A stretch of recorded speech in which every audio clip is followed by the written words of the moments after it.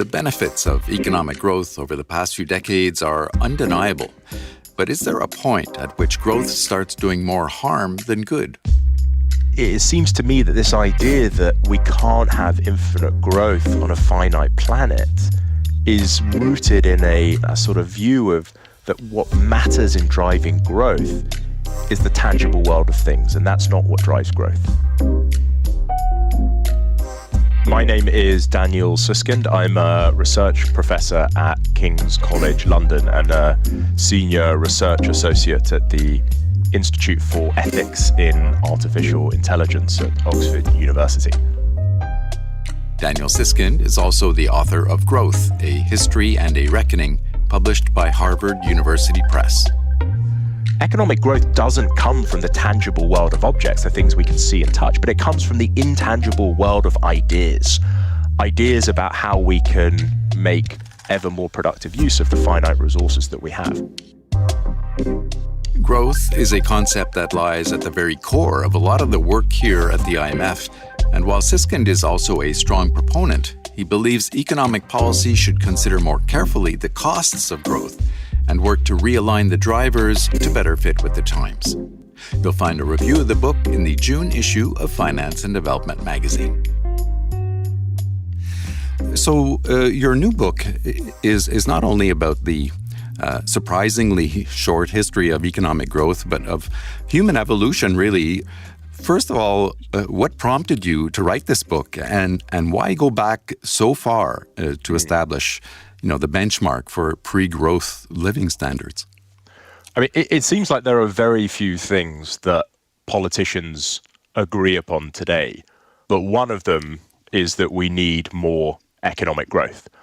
So in the UK, for instance, worklessness and poverty are rising, public services are backlogged and broken, average real wages, which are the best measure of our collective prosperity, basically haven't moved for about 15 years. And so there's a sense that we desperately need more growth. And, as you look around the world, what you see is that almost every country in some form or other slumped their way into the 21st century. So on the one hand, it feels like we desperately need more growth. But if only the problem were as simple as that, because it also appears that growth is associated with almost all the great challenges that we face today as well, whether it's the impact that the pursuit of growth has on the climate, whether it's the growing inequalities in society that have accompanied this extraordinary growth in material prosperity, whether it's technologies like artificial intelligence, which are disrupting work and politics. And then, of course, there's also the loss of local places and communities as well. And so it feels like we face a dilemma, what I call the growth dilemma, that on the one hand, growth has an extraordinary promise, that it's associated, in fact, it turns out, and I set this out in the book, with almost every measure of human flourishing. But on the other hand, it's also associated with many of our greatest challenges as well. And it feels like almost every country around the world faces this growth dilemma in some form or other. And so I wanted to write about it, both to make sense of it and also to set out how we ought to respond to it. And the starting point, I think, for trying to make sense of it is exactly as you say, these sort of the extraordinary history of growth. Basically three facts have defined the economic history of human beings until now. I mean, the first is that for almost the entirety of human existence, 300,000 years or so, economic life was essentially stagnant. Whether you were a hunter-gatherer in the Stone Age or a laborer toiling away in the 18th century, although your lives would have differed in lots of respects, fundamentally from an economic point of view, they would have looked remarkably similar. You would have been stuck in a relentless struggle for subsistence. The second fact is that it was only very recently that this stagnation came to an end. Modern economic growth began just sort of 200 years ago, growth that was both significant and sustained. And then the final extraordinary fact is that we've managed to maintain this economic ascent. So whenever growth had happened in earlier centuries, it had been limited and quickly fizzled out. But this time it was both significant and sustained. And so I think this sort of context, this kind of deep history of the economic lives of human beings for hundreds of thousands of years is really important, just to show how recent and how modern a phenomenon economic growth actually is. And so, as you describe, when growth does kick in, 200 years ago, you talk about how living standards suddenly spike after thousands of years of stagnation. But it's not long into this story before you start describing growth as being, yes, a treasured idea, given all the benefits people are reaping from it, but it's also a dangerous idea. What's dangerous about economic growth? Yeah, so it's this, and again, it goes to really the heart of the book, which is this tension between the promise of growth and the price of growth. The promise of growth, as I said, is that growth is associated with almost every measure of human flourishing.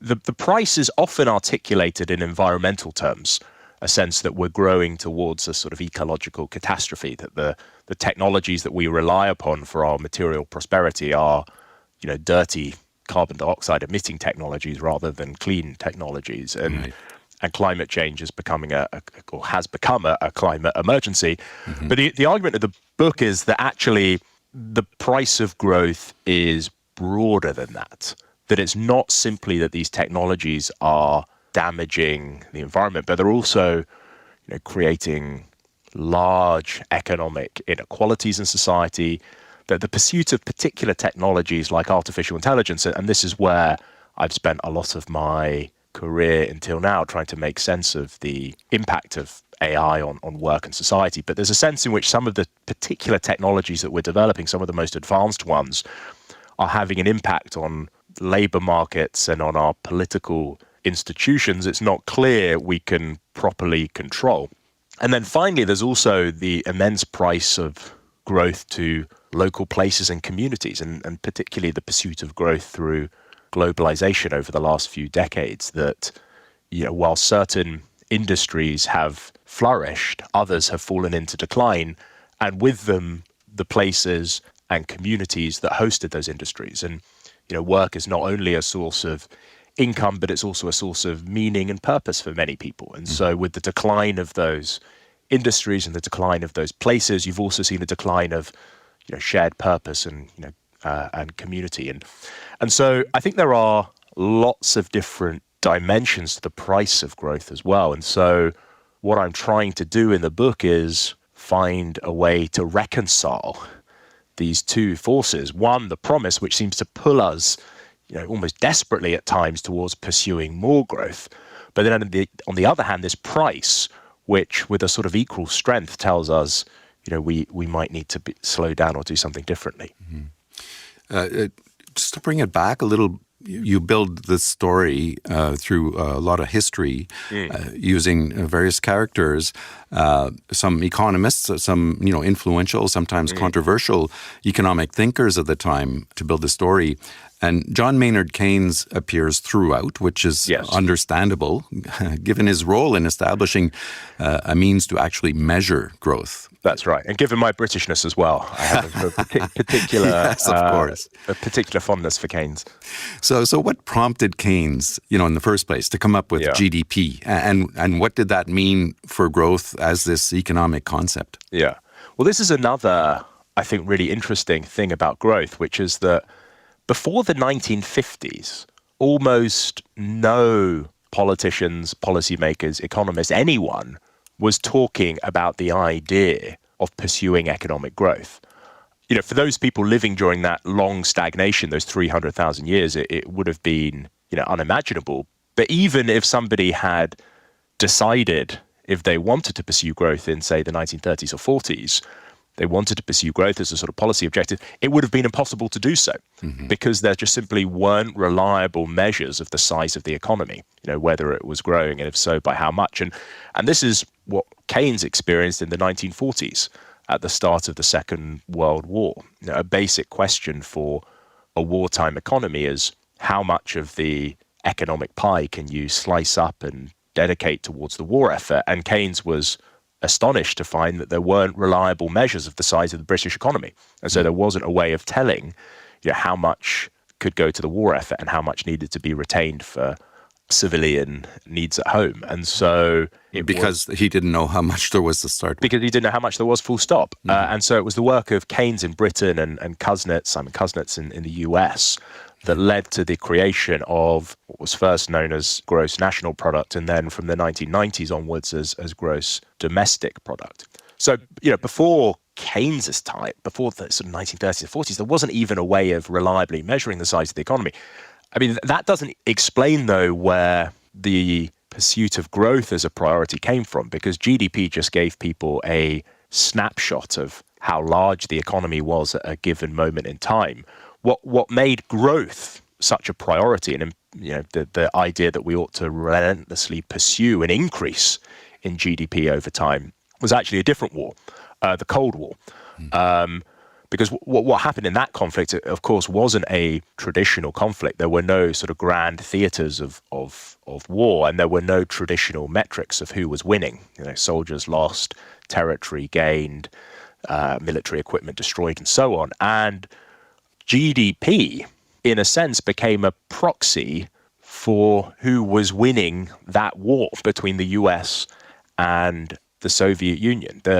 A sort of period of growthmanship began where the country that was able to grow their GDP faster appeared to be winning, not only in the sense that they were winning in the sense that a country with a larger economy would be able to fund a larger military and so would win if any conflict were actually to turn from cold to hot, but also in the sense of we're winning the kind of broader battle of ideas that was underway at the time.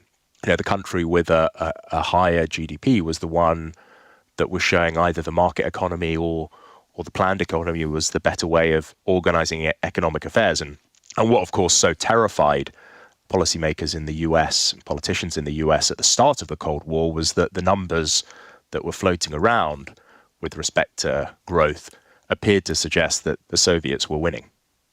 How interesting that this relationship between war and economic growth. So 80 years later, 80 years after Keynes came up with a way to measure growth, we still live in a world that is very much sold on that growth idea, as you just explained, as the best way to fix and develop economies. And the prescription, in our quest to look for more growth, the prescription is often more investment in capital. Yes. How did these ideas become so universally accepted? Especially in institutions like this one that I'm sitting in right now. Why did growth get so much traction? Why did growth as an idea get so much traction? Yeah. I think because it's true that in the beginning, the pursuit of growth, it seems to me, was driven by the sort of necessities of war. But as the demands of war fell away and other social problems arose, it became very clear that growth, again, was just responsible for many of our greatest triumphs. It was lifting billions of people out of poverty. Richer economies appeared to be far healthier, far better educated. And so it became a way of pursuing those other objectives. It became, one economist described as the sort of magnetic north for institutions like the IMF and the World Bank. And I think with good reason, because growth is one of our most extraordinary inventions, and the GDP measure which allowed us to pursue it, similarly, an extraordinary technical accomplishment. And we can, I guess, credit Keynes as well for selling the idea of growth, at the Bretton Woods Conference in 1944. And this is when these institutions were formed, but also they were formed on this idea that growth seemed like a good way to sort of deal with the problems of the world. That's right. And I sort of joke in the book that there were, when economists think about the year 1944, the most important economic meeting is often taken to be exactly as you say, the Bretton Woods Conference, where 44 allied countries come together with a plan for rebuilding the global economic order, and out of it comes two of our most powerful international institutions, the IMF and, of course, what's now known as the World Bank. But the point I make in the book is that actually that's probably not the most consequential meeting that took place that year. The most consequential meeting was probably a far less glamorous one, which took place among 9 economists from statistical offices in the US, UK, and Canada, who, and I couldn't find out exactly where they met, which I think says quite a lot. But my best guess is they met in a sort of nondescript conference center somewhere in Washington, D.C. And, their assignment was pretty modest, which was to agree on a plan to standardize the global approach to national accounting. But essentially what came out of that was an agreement to use a calculation internationally that would eventually become known as GDP. And the IMF and the World Bank, which were conceived in that same year, however powerful they might be, were fundamentally being ruled by that number. Again, that sense that it was their magnetic north. And it's very much the reality of those institutions still today, I think. So in this effort to try and, growth as being the thing that everyone wants more of, productivity is tied into that. And the law of diminishing returns is a concept that many of our listeners will understand, that at some point more investment doesn't necessarily pay off. And so this undermines that idea that growth can go on forever with enough investment. But then in the book, you introduce 2 prominent economists who say technology presents a way around diminishing returns. Yeah, I think it's important just to emphasize that, although politicians and policymakers today talk very confidently about the causes of growth, I think one of the surprises for many people, and I think, what I found very interesting in writing the book is, of course, how little we know about growth, that it remains one of the great mysteries, despite its incredible importance. There's still so much ambiguity.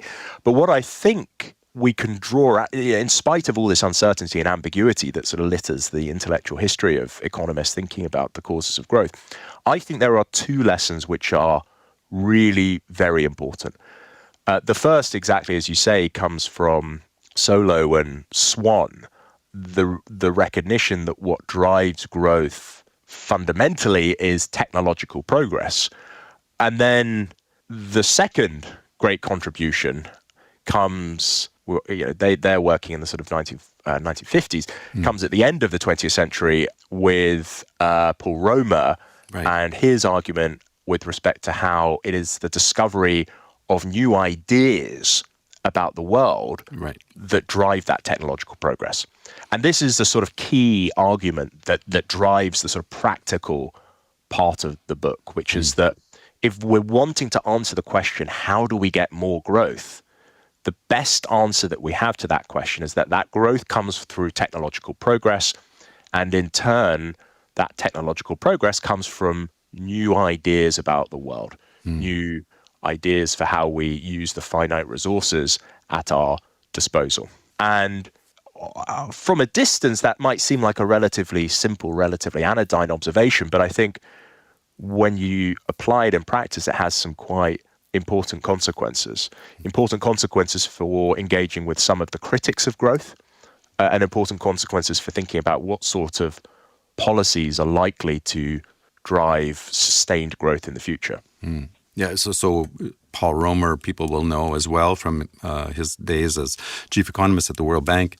And so, yes, there are many people sold on the idea of infinite growth, but many are not, arguing that increased production is simply an alternative to equitable redistribution, is how you describe it in the book, and worry about what all this growth is doing to the planet, like you talked about at the very beginning of this interview.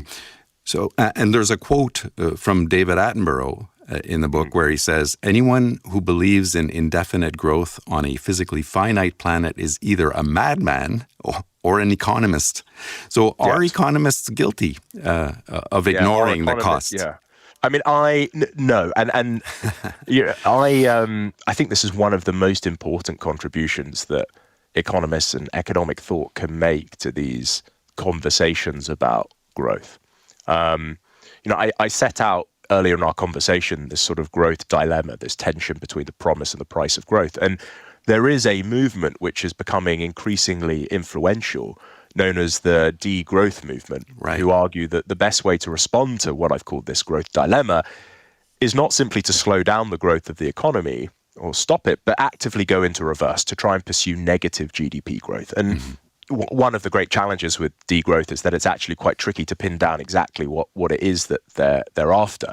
But I think there are various dimensions to it. One dimension is a sort of diagnosis of what's wrong with the world. And on this aspect, I think, they are on point, which is that growth has a serious price associated with it. Right.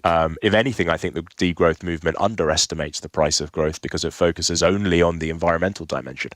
But there's another part to their diagnosis of what's wrong with the world, and it's this idea that continued growth is not only undesirable in some sense, which I'm sympathetic to, Right. to some degree, but that it's also infeasible as well. And I think this is just, fundamentally wrong. They have a slogan, which is that infinite growth is not possible on a finite planet. Right. That sits at the heart of a lot of the arguments that the degrowth movement make. It's what's driving David Attenborough's comment. It's what, activists like Greta Thunberg and politicians like Caroline Lucas in the UK have, it's their sort of the intellectual roots for a lot of their objections to our current economic direction of travel. And I think it's just fundamentally wrong, this idea that infinite growth is not possible on a finite planet. Infinite growth is possible on a finite planet, or effectively infinite growth. And the reason why this confusion is being made is because it is rooted, and this is one of the key arguments of the book, it's rooted in just a misunderstanding about how it is that growth actually works. It relies on a very old-fashioned view, a sort of 18th, 19th century view of economic activity, that what matters in economics is the material world, the things that we can see and touch. Right. And it's an understandable disposition, that when you look at the world that the founding fathers of economics found themselves in, people like Smith, Mill, Ricardo, Marx, the world around them was overwhelmingly a tangible world. Yeah. Farms and factories. People worked with their hands. They used tools and machines. Inputs into production could be counted. Outputs could be counted, and so on. And it's true that, of course, if all that matters for growth is the material world, the world of tangible objects, then obviously there are limits. There is only so much land that can be plowed, only so much raw material that can be used, only so many people, and so on. But the key observation, and it's rooted in the work of, as I said before, Paul Romer, but others have made it as well, is that economic growth doesn't come from using more and more finite resources. It comes from discovering ever more productive ways of using those finite resources. In other words, growth doesn't come from the tangible world of objects, the things we can see and touch, but it comes from the intangible world of ideas about how we can, again, make ever more productive use of the finite resources that we have. And again, the key point here is that whereas that the world of tangible objects is finite, there's only so many things we can see and touch, the world of ideas is unimaginably vast, as good as infinite. And there's a great example just to really hammer this point home. If you think of a kitchen larder with 300 ingredients in it, a well-stocked larder, that's a finite set of ingredients. But there are more possible recipes, more ideas for combining those ingredients than there are atoms in the universe. And that's the sort of, and when we're talking about growth, we're not talking about ideas for combining 300 ingredients, but we're talking about ideas for combining literally all the material in the universe. And I like this example, as you were speaking of that, the example of having all the ingredients to make various things in infinite possibilities. I think it was Akerlof that came out saying, we don't necessarily need chicken-flavored ice cream. Yes. Yes. His point being that some ideas are bad. And, it's a great point. It's slightly unfortunate that since he made that observation, there has been a chicken-flavored ice cream, but the basic point still stands. But it's sort of, in my view, that observation is kind of blown away by the sort of vastness of the combinatorial possibilities. there are so many ideas out there waiting to be discovered that, yes, there are bad ideas, but there's so many ideas that there's going to be some good ones too. And so finally, like so many things, the answer probably lies somewhere in the middle. And you do talk about the trade-offs in the book, near the end of your book. Growth versus equality is a big one. So how do we get to that place? I mean, I think you've made the argument throughout this conversation, but is there a way, like a feasible way to get to that place where we continue to benefit from growth without biting the hand that feeds it? Yeah. To quote Elvis Costello or whoever came up with it first. And so this is what the second half of the book is all about. Mm-hmm. And we could have another conversation about only this, about how we do it. I mean, my starting point is that if we did what the degrowth movement said and actively pursue no growth or negative growth, it would just be one of the greatest acts of self-harm that humankind could ever inflict upon itself. It would mean, if we were to freeze global GDP at its current levels, that would mean condemning 800 million people to extreme poverty.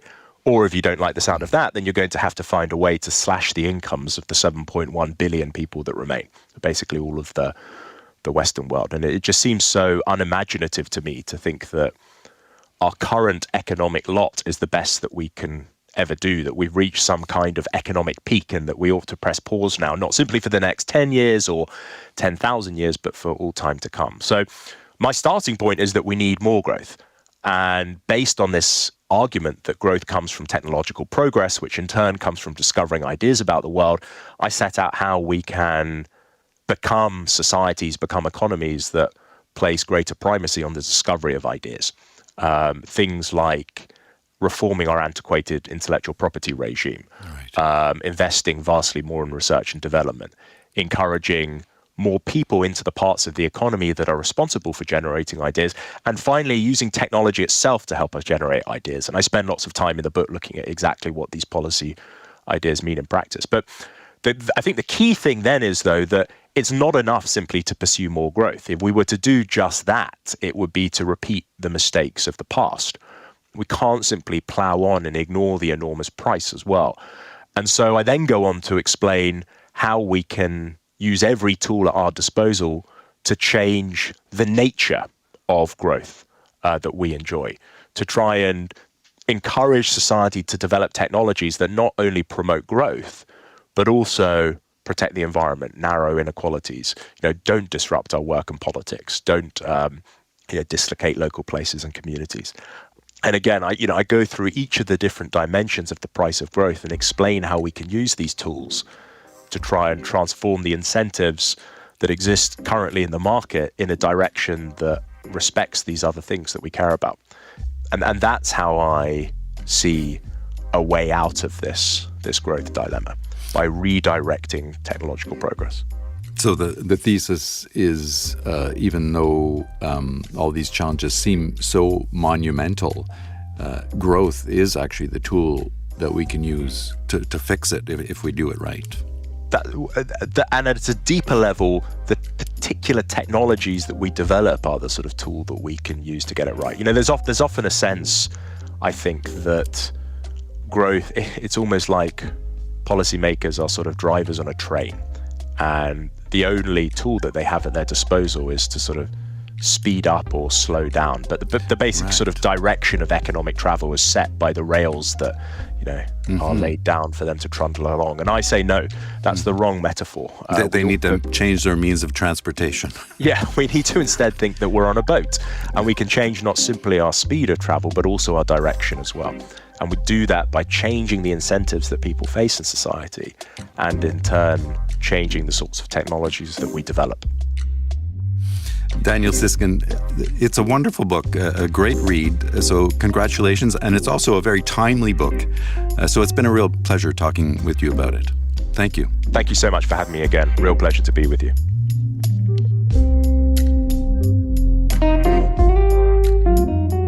Daniel Susskind's latest book, Growth, A History and a Reckoning, is published by Harvard University Press and is reviewed in the June issue of Finance and Development magazine. Check it out at imf.org/FND. And look for more IMF podcasts wherever you listen. You can also follow us on X, what used to be Twitter, @IMF_podcast. I'm Bruce Edwards. Thanks for listening.